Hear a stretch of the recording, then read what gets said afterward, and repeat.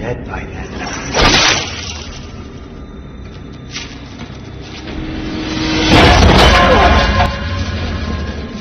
Halo sahabat kreator, jumpa lagi bersama saya di channel Fairis Kreator. Sebelumnya saya sempat mengulas alur cerita film Light to Rest 2009.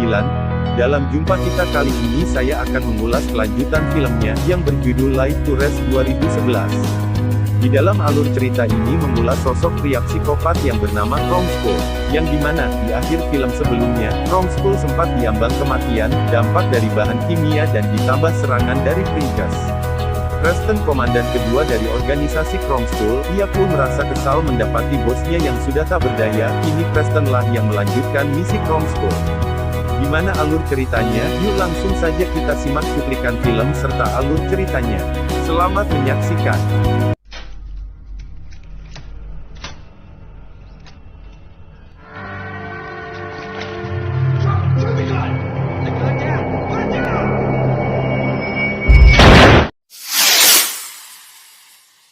Di awal film kita diperlihatkan sebuah tongkat baseball, yang dimana tongkat tersebut baru saja dipakai Princess untuk menyerang Kromskull.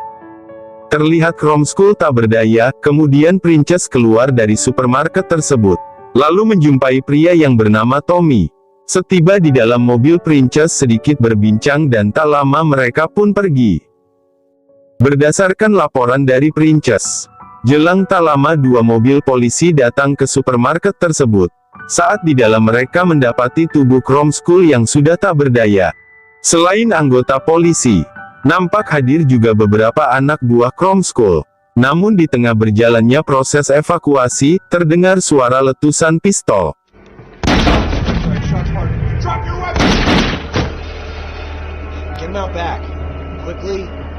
Setelah membunuh anggota polisi, anak buah Kromskull kembali menggeledah tempat tersebut. Hal hasil yang ditemukan hanya handphone milik Kromskull dan pesan singkat dari Princess. Mengetahui Princess yang selamat, kemudian Preston mencari keberadaannya melalui handphone milik Kromskull. Setelah membuka kata sandi handphone tersebut, Preston langsung membuka GPS, guna melacak keberadaan Princess. Jelang tak lama GPS menemukan keberadaan Princess, kemudian Preston langsung mengikuti arah GPS tersebut. Scene pun beralih, terlihat Princess dan Tommy memasuki kamar motel. Kemudian Tommy yang mengetahui Princess belum makan, Tommy pun pergi untuk membeli makanan. Di sini terlihat Princess ia sangat depresi, akibat kejadian yang telah menimpanya. Ia terus teringat kejadian yang mengerikan tersebut. Selain itu ia juga teringat kejadian saat dirinya bersama Kromskull. Setelah ia mulai tenang, ia pun memutuskan untuk membersihkan dirinya di kamar mandi. Selepas ia mandi, dan hendak keluar, ia dikejutkan dengan kedatangan Preston. Preston yang mengancam, membuat Princess ketakutan. Awalnya Preston akan membawa Princess hidup-hidup, untuk diberikan kepada Kromskull. Namun naas Princess yang berteriak, Preston pun langsung menyobek mulutnya. Preston yang terlanjur kesal, ia pun membunuh Princess, serta mendokumentasikannya, yang nantinya video itu akan menjadi sebuah hadiah untuk Kromskull. Singkat cerita, Preston tiba di kantornya, dan terlihat ia dikunjungi oleh asisten Kromskull yang bernama Span. Selain itu terlihat juga Dr. Care. Lalu Dr. Care menceritakannya kepada Preston, bahwasannya operasi Kromskull berjalan lancar.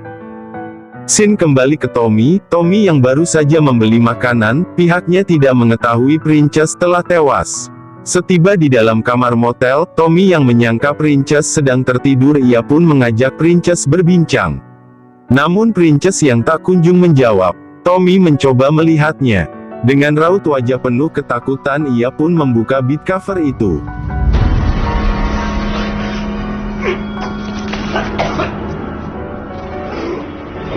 Singkat cerita, divisi pembunuhan, yang dipimpin Detektif King, tiba di TKP.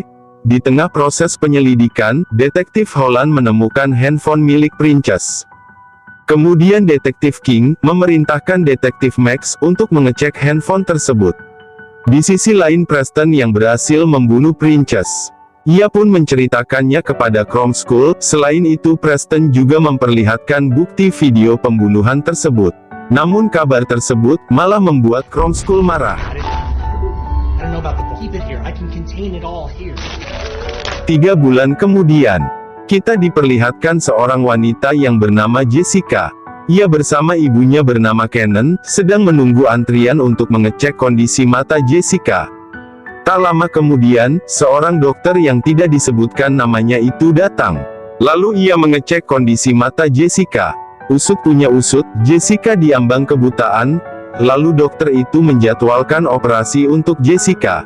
Selepas kunjungan ke dokter ahli mata, Jessica bersama temannya, yang bernama Ali, mereka terlihat sedang pesta tembakau. Selain itu ia juga mendokumentasikannya, dengan menggunakan handphone milik Jessica. Scene pun beralih.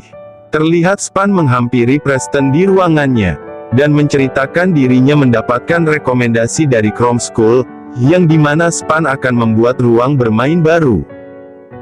Setelah mendapatkan kabar tersebut, Preston yang tidak ingin jabatannya hilang, ia pun memutuskan mencari Jessica dan Tommy.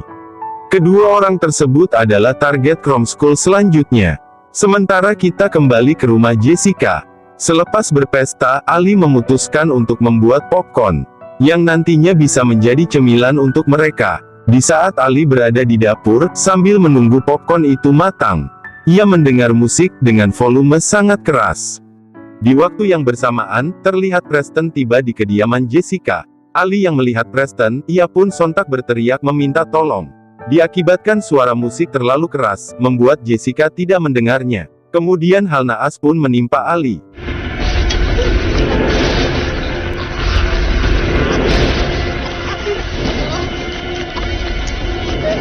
Jessica yang hendak menghampiri temannya itu, ia dikejutkan dengan kunjungan Preston. Lalu ia berteriak dan berlari. Namun usahanya sia-sia, Preston pun berhasil menangkapnya.